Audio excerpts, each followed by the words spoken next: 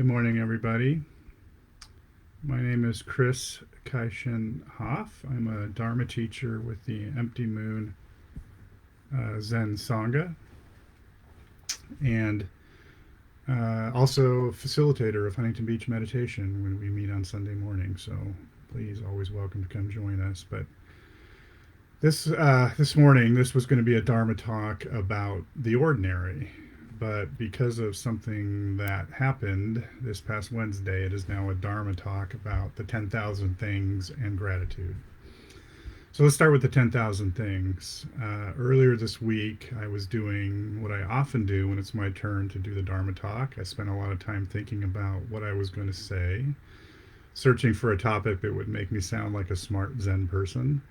I was leaning toward the topic of the ordinary Zen, primarily because I have spent much of my life in an effort to escape the ordinary in search of the extraordinary.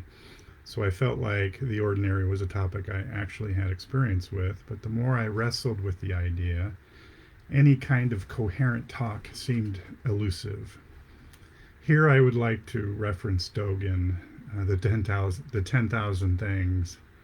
Dogen wrote that the self advances and confirms 10,000 things is called delusion.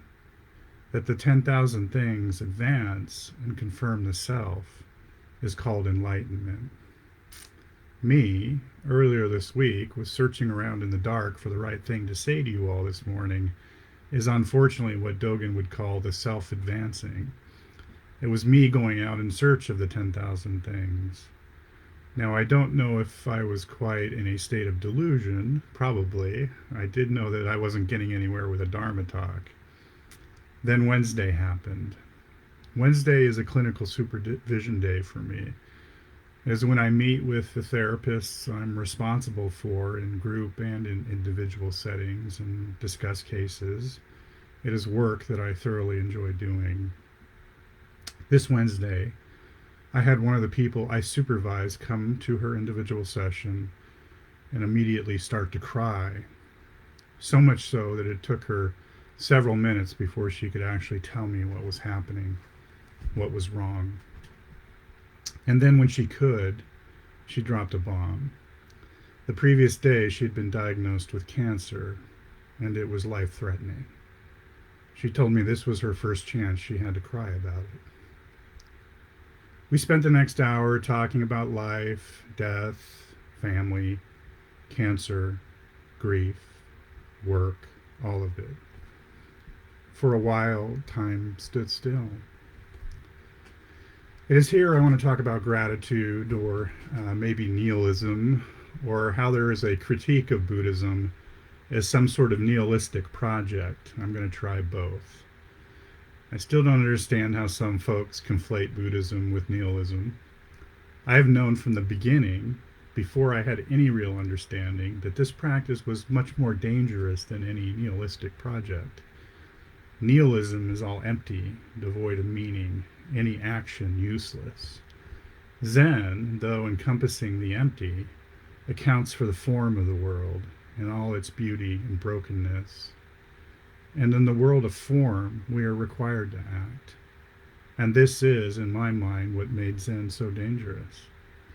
Dangerous not in a life-threatening sense, but in a, if I actually let myself experience the whole world, it will overwhelm me and I will drown in all of its sense. At least that's what was and has often been my fear of this practice. Oh, I forgot to mention that I'm also going to talk about vow. So, about vow, I'm a longtime member of a 12-step program, and in any 12-step program, part of the process is working steps.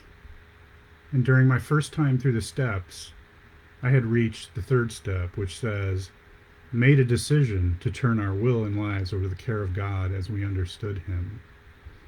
Now that might be a hard swallow for some of you here at a Zen Buddhist service. It might be the God thing or the turn your life over thing, but don't get caught up with that. What I wanted to share is what someone said to me when I reached this important step in the 12-step program. When I was reviewing and working on my third step, a friend at the time said to me, Chris, Be careful if you go through with that step. You never know where you never know where you might end up. And he was right. Look at me now. I don't think the third step in the 12-step program is any different than the four vows we often chant here. Beings are numberless. I vow to free them, etc., etc. They have become my third step. As a matter of fact, I will say to you all now, be careful. If you go through with those vows, you never know where you might end up, or who you might find sitting across from you in their most perilous moment. I forgot about gratitude. I don't hear gratitude spoken much about in Buddhist circles. I think nowadays it gets thrown in the bucket of toxic positivity or spiritual bypassing or another New Age platitude among many. But the Mahamangala Sutra, the one where a deva asked Buddha, what are the highest blessings or protection? In this sutra, the Buddha lists gratitude among the highest blessings. So about my experience of gratitude. On Wednesday night, after I had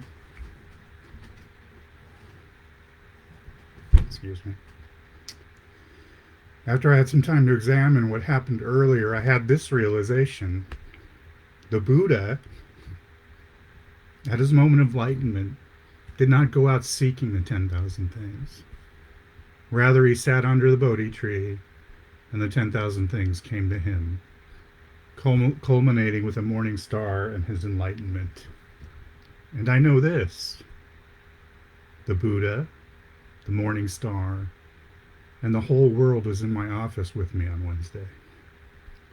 The 10,000 things came to us. And for a moment, I knew to my core why I sit, why I struggle with koans and dharma talks, and why I try over and over again to pay attention. And one more time, I was ever so grateful for this practice, the vows, and the ability to sit with the beautiful and broken world, not overwhelmed, not drowning. Thank you.